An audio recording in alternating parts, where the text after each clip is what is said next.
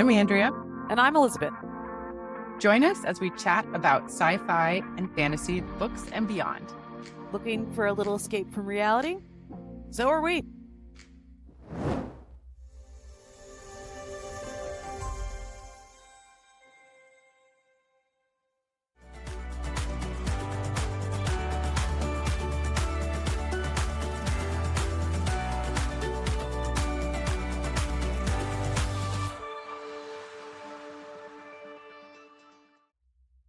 All right, so welcome to the first episode of Galaxies and Goddesses. Today, we're going to dive into what made us want to start this podcast to begin with.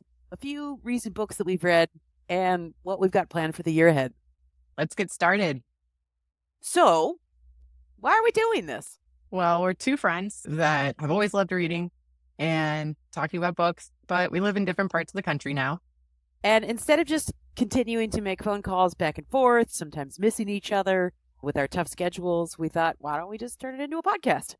We also want to share our love for sci-fi and fantasy with all of you out there. I know personally it's really hard to read everything on my to-be-read list. So if I can get somebody else's opinion without having to invest my personal time into it, I enjoy it.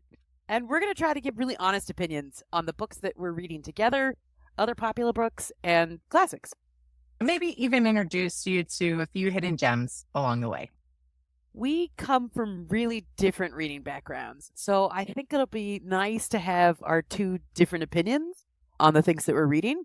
And, we don't always like the same things, but at least we're going to be trying to be open and honest about it. I think positive in general, right? I mean, I don't think we'll talk about books that we honestly don't like or wouldn't be worth other people's time unless it's really a necessary topic. Maybe. As in, like, avoid this book? Yeah. Yes. But I don't think that'll happen. Not really. Well, but it's a no judgment zone. I don't want to what's the phrase? Yuck somebody else's yum. But I think in general, I'm hoping that we talk about books that we like.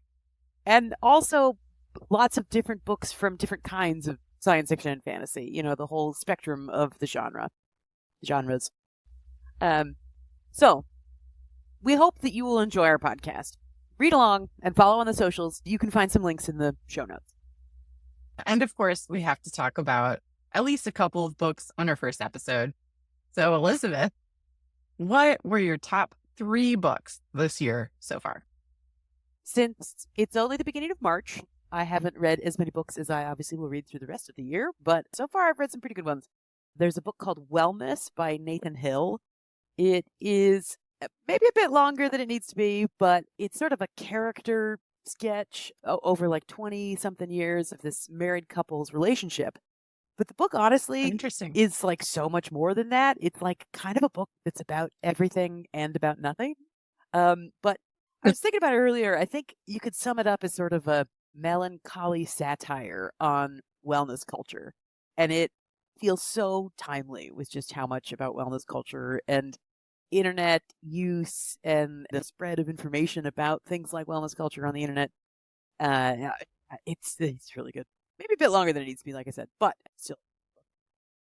Another one is Pachinko by Min Jin Lee. I've heard that was really good. I don't know if you recommended it to me or somebody else did, but it's been on my list of potential books to check out. Totally. If they turned it into a show, I've not seen the show yet, but I really want to watch the show now because as you're reading the book, you can see how it would make a really, really good show.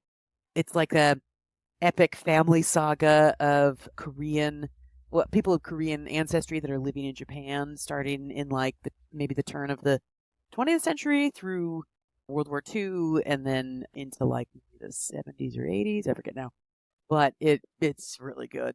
It kind of also my mom and my sister read it recently, and also said heck, it's a little bit longer maybe than it needs to be, but still a really good, just a good story. And also on the New York Times Reader's Choice 100 Best Books of the 21st Century. I've been paying attention to that list and trying to read as many books off that list as I can. So I figure if the readers like them, then it's got to be good and more recent books. So yeah. And then the last one is actually technically 3 books. It's a trilogy, but you've read it too, right? The Broken Earth trilogy. Yes. Yeah. So good. Oh my gosh. like a really sci-fi and a really well realized world that unfolds over the course of 3 books. The very first book of which, though, was on that list, the 100 best Reader's Choice 100 best of the 21st century. I feel like there's a lot of people that are now just finding out about that series, and I wonder if it's because of that list. Yeah, maybe. Because I feel like I read that like several years ago. I don't remember the exact time frame, but yeah, and I read all 3 of them. I really like the first 2. The third one gets a little it's just slower. it's a little deep. Yeah. And so like, there's each book gets further and further into like the world building and how things are explained, and it's like you just fall deeper and deeper into the rabbit hole, and so yeah, it's a fascinating series. It's also like one of the most interesting love stories I've ever read, because like so much of like the book starts out, well, I guess yeah, and then all these like timelines end up merging as you continue into like the second or the third books or whatever.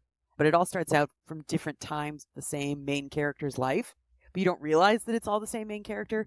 But then one of the parts is written in second person, and you don't know who's like the narrator.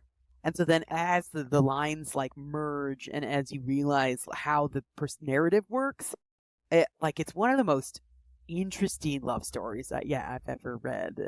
And it's like a very non-traditional love story. Yeah, that was a pretty cool part of it. That is an interesting story arc within it, for sure. Yeah. That you don't put it together until like maybe the end of the second book, so it goes on for a while before you. Yeah, I thought that was pretty cool actually. Yeah, what about you? 3 books for the start of the year?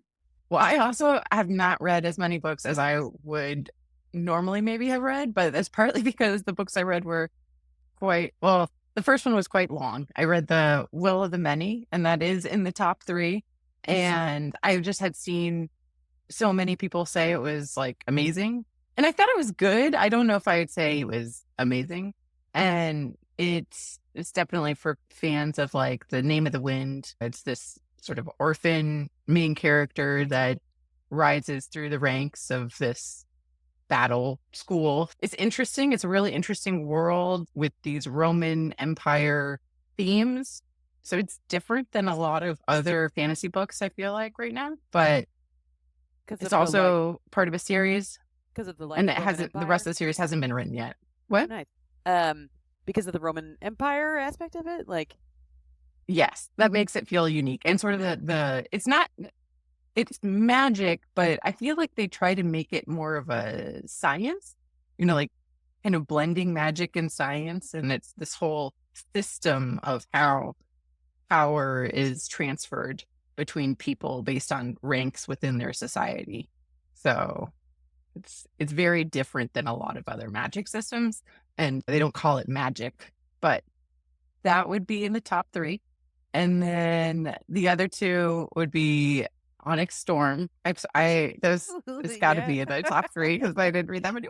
But I also really enjoyed reading it. It's just fun. It's just like, I've always liked dragons and fantasy, and I'm excited to see that become a popular book series in general. When it came out, I saw all of the, release parties. Even for like the very first book?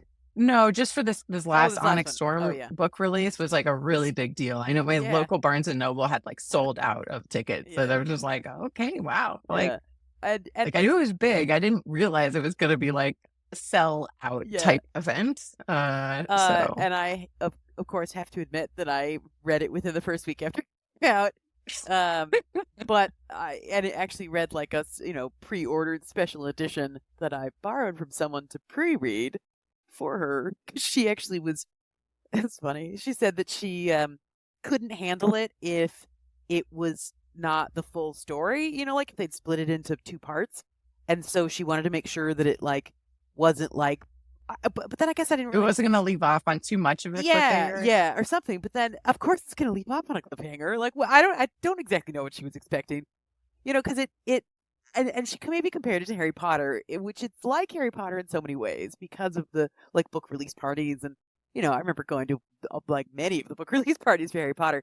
So like in Harry Potter, where each book is a year, and so if it were only half the year, and so the second half of the year was going to be a different book, I maybe like that. Yeah, but she said that she wouldn't be able to handle it if it ended up being two halves of one book. But in the series, there's no I like, can see but, that. but each book doesn't With correspond to a year, so there's no like, so there's supposed to be 5 books, but like they're all gonna sort of end arbitrarily. no, whatever but the I cliffhanger can is, sort of like- relate. Like I can sort of relate because when I found out that the Dune movie was only Yeah. the first half of the movie, I was like, well, I don't know if I want to see that, right? I wanted to kind of Yeah. wait until they were both out so I could just watch the whole thing. But But yeah, also, I did watch it knowing it wouldn't end, but yeah, I mean, I can understand that. with movies, in a movie that's based on a book, okay, well that makes sense, right? The same thing happened with Harry Potter with the 7th movie, that like the 7th book became 2 movies, right? But like this is the book, it's not the movie, so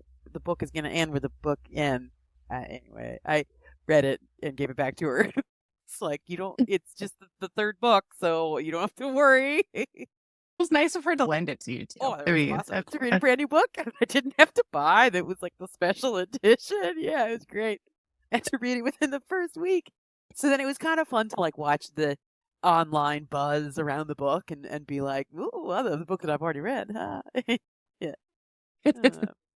That's my second book. Nice. And then my third book is The Full Moon Coffee Shop, which we will be talking about more in our next episode. So I'm going to hold on to my thoughts for that one because I want to talk about it more with you later. Yeah. But I guess in general, I enjoyed it, but it wasn't like a super deep read for me. Yeah. It's the type of book that could be read in one sitting. Mm-hmm. And yeah. All right. So speaking of the full moon, March 14th is a full moon. Not only is it a full moon, but it's a total lunar eclipse. So it might be really cool to keep an eye out for that. It's also known as a blood moon, and it should be visible overnight beginning at 11 o'clock Eastern time, March 13th, into the morning of the next day. So really, it's kind of March 13th instead of 14th. And in order to have it consistent throughout the rest of the year, we're actually going to focus our reading efforts on the theme of the full moon. This theme bridges like sci-fi and fantasy genres, and we've selected a bunch of books that fit this idea. And we will be releasing the book list on Instagram, so go ahead and take a look, and you can read along with us. Don't worry, all of our books have at least a 3.6 on Goodreads or higher and 1,000 reviews. So we're confident that they'll be worth our time and your time as well. And speaking of time, we've unfortunately run out of it and have reached the end of another cosmic journey here on Galaxies and Goddesses. But don't worry, the adventure never really ends. There are always more stories to explore and, I mean, let's be honest, more bookish tangents for us to go on. Hey, that's part of the fun. If you loved today's episode, make sure to subscribe and share the magic with your fellow goddesses. And if there's a lunar event or stellar story you want us to dive into, send us a message. We just might feature it in a future episode. And speaking of future episodes, stay tuned for our next one, where we'll be discussing The Full Moon Coffee Shop by Mai Mochizuki. And in the meantime, keep your mind fueled by the magic of stories. And never stop chasing. The world's waiting for you between the pages. Thanks, everyone.